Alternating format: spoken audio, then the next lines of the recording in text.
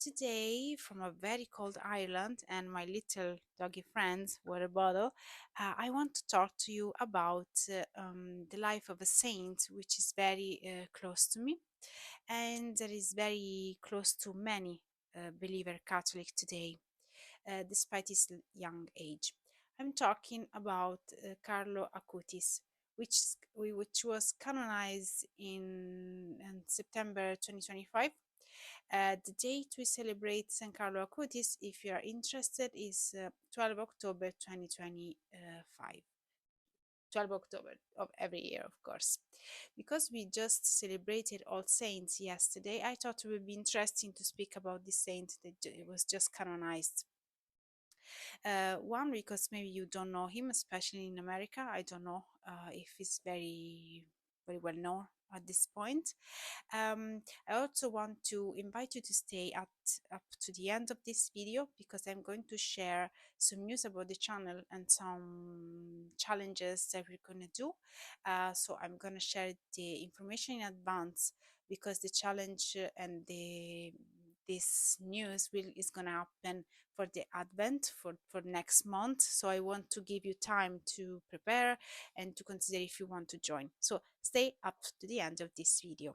Now, Carlo Acutis was born in London on May 3rd, 1991, to Andrea Acutis and Antonia Salzano.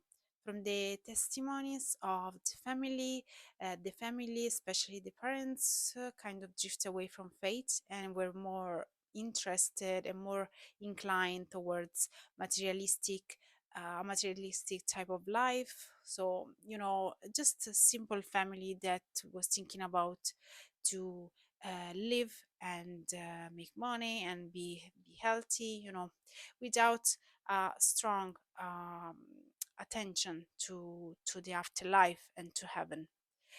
From his mom words.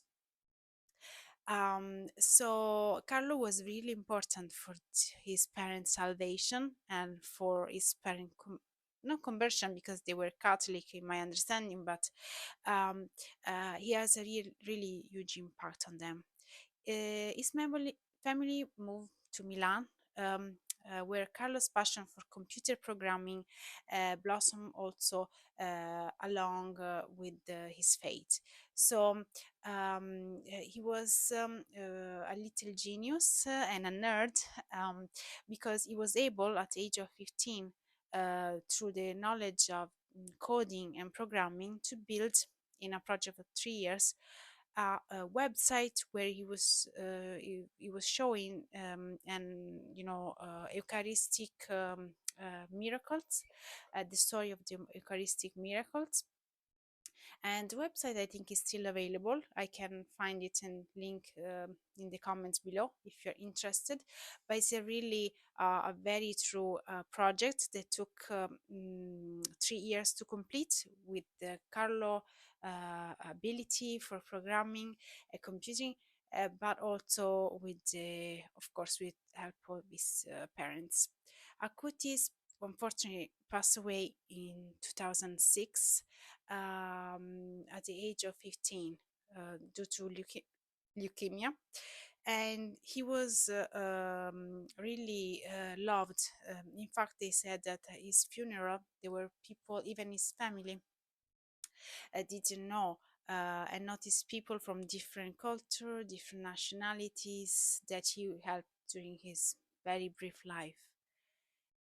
He was very humble. He used to help people, that was struggling to, you know, miss the hands meet, for example, that were just literally maybe homeless, so people who were living in the streets.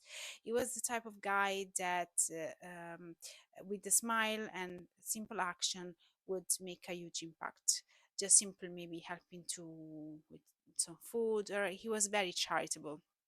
His life, in my opinion, even if short, he was very impactful because not just he become not just the first millennial saint, but the way he becomes saint is a very important lesson for us, that everyone should aspire and should strive to become a saint, through everyday charitable acts. So we can all get there, and this is what we are created for. I'm very proud to have as first millennial saint an Italian. Not that this is important, but I'm really proud of that. And I also want to share that he one of his the things that he said during his life, he said many things.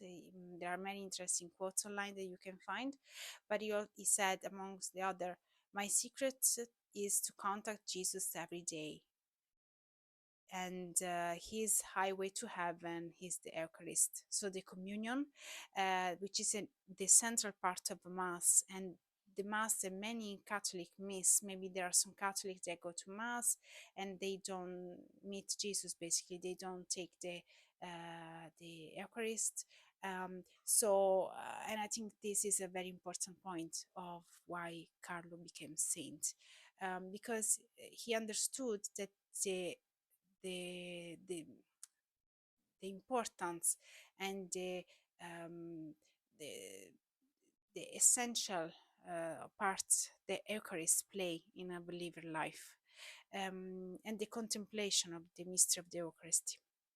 So he also said that the Virgin Mary is the only woman in my life, and so what he did, other than being humble and be charitable and being a very um, humble guy, he there are few miracles attributed to him, which miracles are the step from being to become saints, to be canonized. But as mentioned, the main acts that he did, it was this Eucharistic website, the website about the Eucharist. The Eucharist is the highway to heaven. That's what Carlos said. When we face the sun, we get a tan, but when we stand before Jesus in the Eucharist, we become saints. Again, he healed few people, and for example, and this healing was thoroughly investigated by the church. One of these healings is the one of Matthias Vianna, that stands like a very important testament of his presence, of the fact that Carlo is listening to our prayers. And he Matthew's condition, a Brazilian boy, was suffering from a rare pancreatic disorder. I had to look it up because I didn't remember, but he was very sick, and his condition were very very difficult, that almost hopeless, and the doctors didn't know what else to suggest him. His mother was very devout Catholic, decided to turn to prayer to Carlo Acutis, and so Matthias experienced this full and complete healing, of course, with with the surprise and the amusement of the doctors. This is one of the two miracles attributed to Carlo Acutis. There is another one happened on July 8, 2022. Another a Costa Rican mother, Liliana Valverde, visited the tomb of St. Carlo Acutis in Assisi, and she was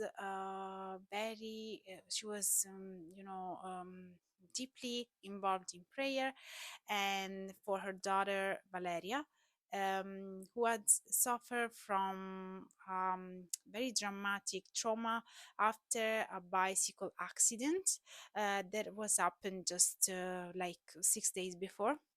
And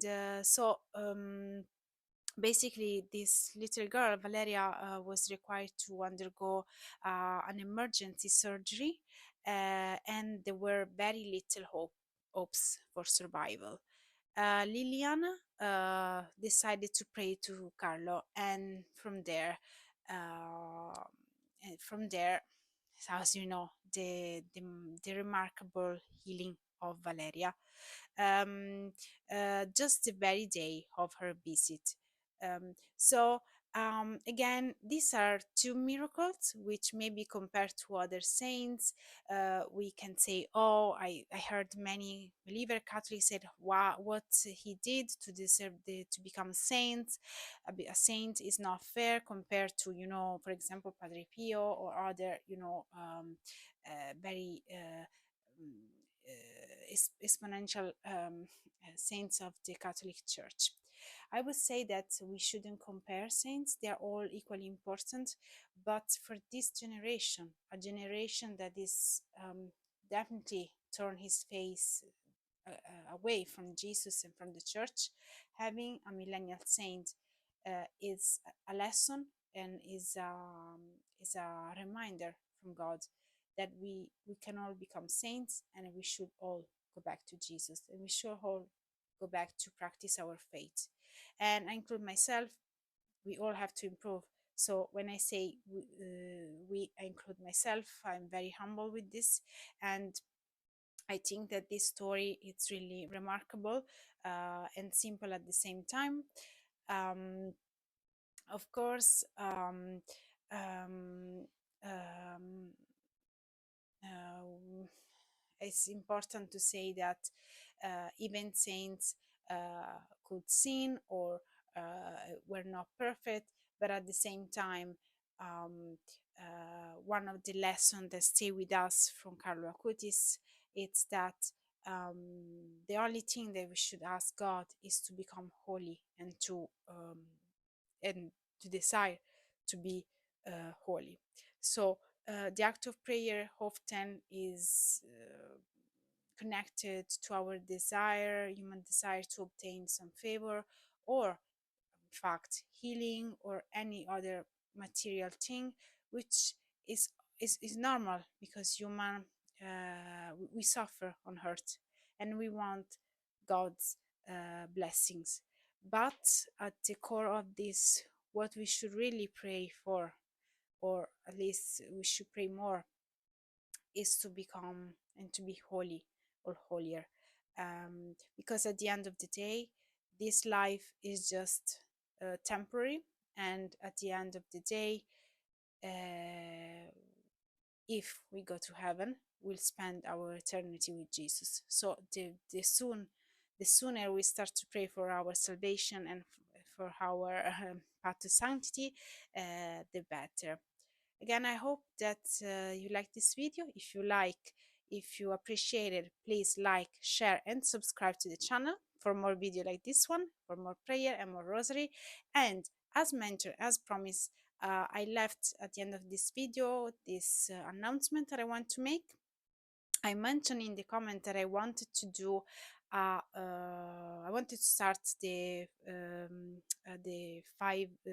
first Saturday, the 5 Saturdays, which is the Fatima request of Our Lady to pray for five first Saturday, so for 5 months, and the Rosary. I'm gonna do this starting from December, and I want to prepare because it's a very important step to consecrate yourself to Our Lady. To become your her humble servant. And I remind that this is something that the Lady recommended Fatima, and it's very important that if you want to stay closer to Jesus, you can do it. Is something recommended. If you want to join, save the date. It will be the first Saturday of December. We'll follow a lot of other content about the Advent, but for now, I just wanted to inform you. So if you want, you can prepare. I also will make another video where I explain what is required. Many of you maybe already know, but there are some people that are completely unaware, and it's very simple, but it's better to be prepared. Also, to be prepared spiritually to this big step. Maybe you want to read something about it, maybe you want to research, and yeah, I hope that you will join me. And for now, I let you go. Stay blessed.